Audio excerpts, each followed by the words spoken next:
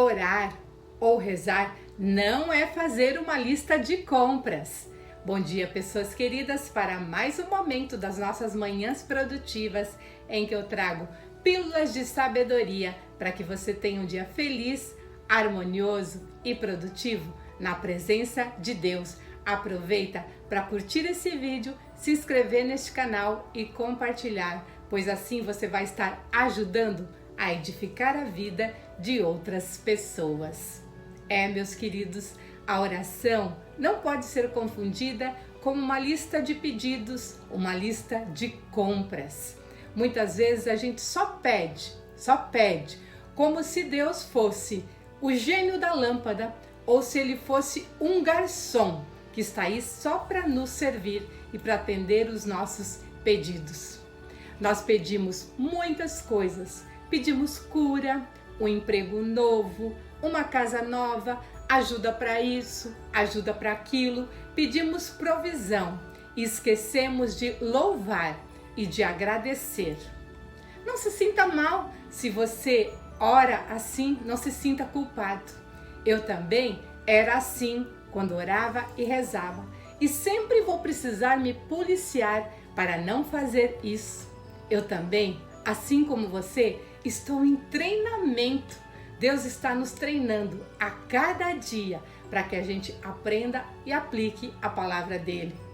E eu preciso me policiar para que eu não faça isso, para que eu ore direito.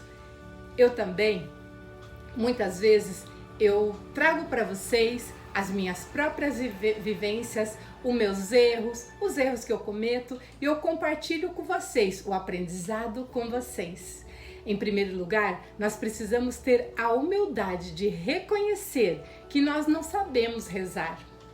Nós podemos pedir para Deus, para Jesus, sondar a nossa mente e o nosso coração e nos ensinar como nós devemos orar, como nós devemos conversar com Ele e como a gente vai aprender a reconhecer a sua voz.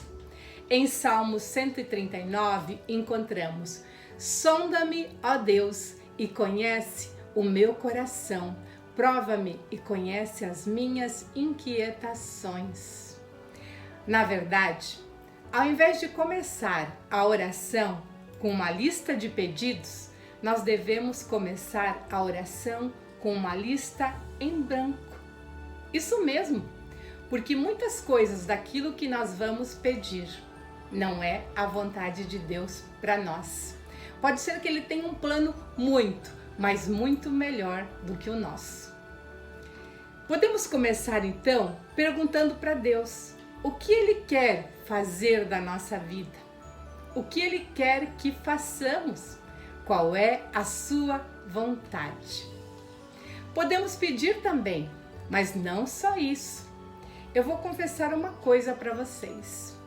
Eu pensava que a oração do Pai Nosso fosse algo inventado pela igreja, até ler na Bíblia que o próprio Jesus fez essa oração e através dessa oração ele nos ensina como nós devemos orar.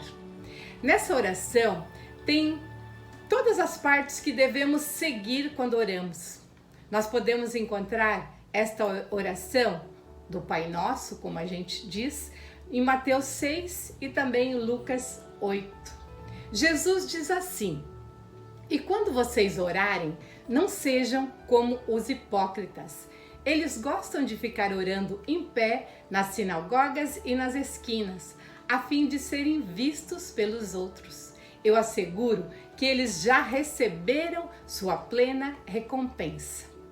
Mas quando você orar, vá para o seu quarto, feche a porta e ore a seu Pai que está em secreto. Então seu Pai, que vê em segredo, o recompensará. E quando orarem, não fiquem sempre repetindo a mesma coisa, como fazem os pagãos. Eles pensam que por muito falarem, serão ouvidos. Não sejam iguais a eles, porque o seu Pai sabe do que vocês precisam, antes mesmo de o pedirem. Vocês orem assim: Pai nosso que estás nos céus, santificado seja o teu nome. Venha o teu reino, seja feita a tua vontade, assim na terra como no céu. Dá-nos hoje o nosso pão de cada dia. Perdoa as nossas dívidas, assim como nós perdoamos aos nossos devedores.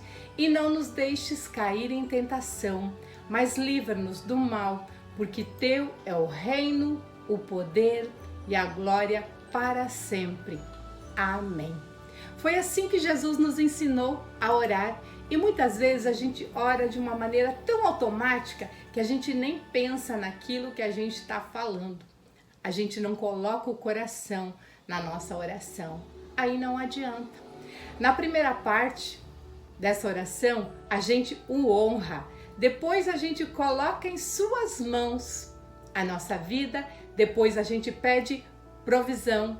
Depois a gente pede perdão. E dizemos e nos comprometemos com Ele que nós também já perdoamos aquelas pessoas que nos devem, aquelas pessoas que nos magoaram. Aí depois a gente pede proteção. E no final, quando a gente fala amém, significa que nós estamos concordando com tudo aquilo que a gente está dizendo naquela oração. Se você quiser aprender um pouco mais sobre como orar, leia Daniel 9. Daniel foi um profeta muito amado por Deus. Ele orava 3 vezes por dia. E mesmo quando o rei publicou um decreto proibindo o povo de orar nos próximos 30 dias, na época, ele continuou orando. Ele nunca se afastou de Deus. Nada fez com que ele se afastasse de Deus. Em Daniel 6, nós encontramos: quando Daniel soube que o decreto tinha sido publicado, ele foi para sua casa, para seu quarto, no andar de cima, onde as janelas davam para Jerusalém.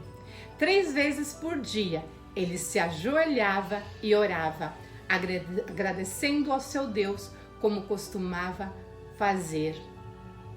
Ou seja, a gente pode orar do nosso jeitinho, conversar com Deus do nosso jeitinho.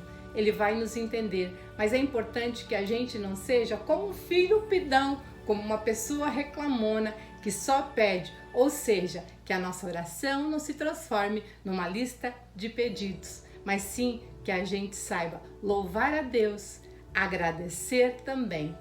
Por isso, a partir de hoje, ore com o seu coração e preste atenção no que diz a oração ensinada por Jesus. Depois de orar, coloque em prática e, principalmente, não transforme o seu momento com Deus numa lista de pedidos ou numa lista de compras. Lembre-se que você precisa também cuidar das outras partes. Se você está gostando dessa série Manhãs Produtivas, em que eu trago pílulas de sabedoria para que você tenha um dia feliz, harmonioso e produtivo na presença de Deus, curte esse vídeo, se inscreve neste canal, compartilha, pois assim você vai estar ajudando a edificar a vida de outras pessoas. E onde se edifica, Jesus fica. Tenha um dia abençoado por Deus e lembre-se que o momento com Deus deve estar no cabeçalho da sua lista de tarefas todos os dias. Fiquem com Deus e até amanhã.